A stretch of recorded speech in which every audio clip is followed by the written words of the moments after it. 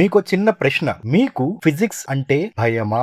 Don't worry, ఈ video physics topper కోసం కాదు, ఫిజిక్స్ అంటే భయపడే మన వాళ్ళ కోసం.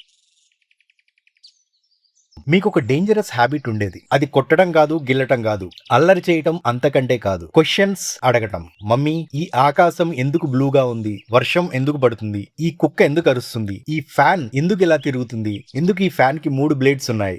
ఎందుకు ఎందుకు వై?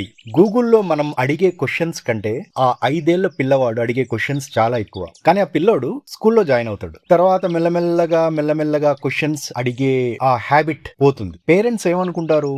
మేబీ టీచర్స్ బాగా హెల్ప్ చేస్తున్నారేమో, అందుకనే మా వాడు మెచ్యూర్డ్ గా అవుతున్నాడు, అందుకనే క్వశ్చన్స్ అడగటం తగ్గించాడు.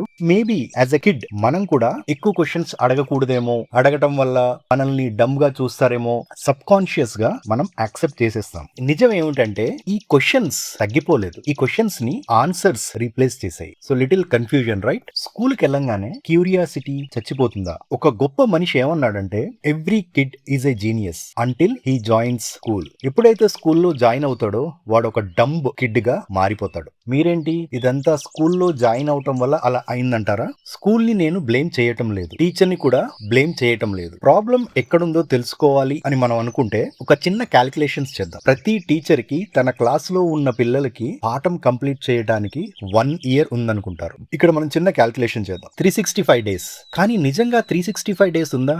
365 days minus summer holidays, minus weekends, minus festivals, exams, minus practicals, minus sports days, annual days. ఈ 1 ఇయర్ లో మీరు కూడా సిక్ అవుతుంటారు కదా, అలాగే టీచర్ కూడా అవ్వచ్చు. టీచర్స్ కి మళ్ళీ కొన్ని ట్రైనింగ్స్ ఉంటాయి. ఇవన్నీ అయిపోయాక మళ్ళీ రివిజన్. ఈ డేస్ అన్ని తీసేస్తే టీచర్ కి సిలబస్ కంప్లీట్ చేయాలి అంటే ఎంత టైం ఉంది? ఒక 100 to 120 డేస్ ఉంటాయేమో. ప్రాబ్లం అనేది ఇక్కడే. ఒక టీచర్ కి ఆ సిలబస్ కంప్లీట్ చేయడానికి ఆ టీచర్ దగ్గర టైం చాలా తక్కువ ఉంటుంది. ఎవ్రీ టీచర్ కి ఎంత టైం ఇస్తారండి? 45 minutes to 50 minutes. సో అక్కడ ఇక్కడ 5 minutes తీసేస్తే మ్యాక్స్ ఒక 40 minutes ఉంటుంది. 40 minutes లో ఒక టాపిక్ స్టార్ట్ చేసి దాన్ని ఎక్స్ప్లెయిన్ చేసి ప్రతి ఒక్క కిడ్ కి అర్థమయ్యేటట్టు చెప్పాలి అంటే హైలీ ఇంపాసిబుల్. ఈ 50 మంది కిడ్స్ లో ప్రతి ఒక్కడి మైండ్ సెట్ డిఫరెంట్ ఉంటుంది. అబ్జర్వింగ్ కెపాసిటీ డిఫరెంట్ ఉంటుంది. Hardly 4 to 5% of the kids they will follow what teacher is saying. మిగతా వాళ్ళకి అర్థం కావు. అంత మాత్రాన వాళ్ళు లో ఇంటెలిజెంట్, లో ఐక్యూ ఉందని కాదు. కొంతమందికి అలా ఫిట్ అవ్వదు. బికాస్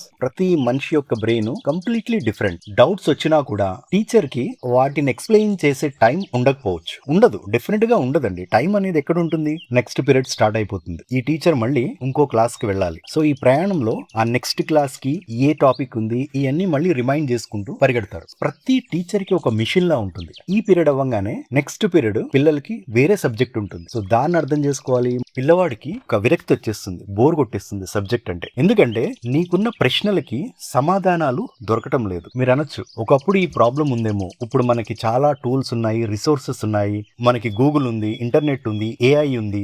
మాక్సిమం ఒక 4 to 5% ఆఫ్ కిడ్స్ కే ఇలాంటి క్యూరియాసిటీ. ఎన్ని ఆటంకాలు వచ్చినా, ఎన్ని ప్రాబ్లమ్స్ వచ్చినా, వాళ్ళకి రిసోర్సెస్ లేకపోయినా, చెప్పేవాళ్ళు లేకపోయినా ఏదో విధంగా ఆ ప్రశ్నకి జవాబు తెలుసుకుంటారు. షార్ట్ గా చెప్పాలంటే టీచర్ కి కూడా సిలబస్ కంప్లీట్ చేయాలి అనే రేస్ లో ఎప్పుడూ పరిగెడుతూనే ఉంటారు. వాళ్ళు చాలా కష్టపడతారు.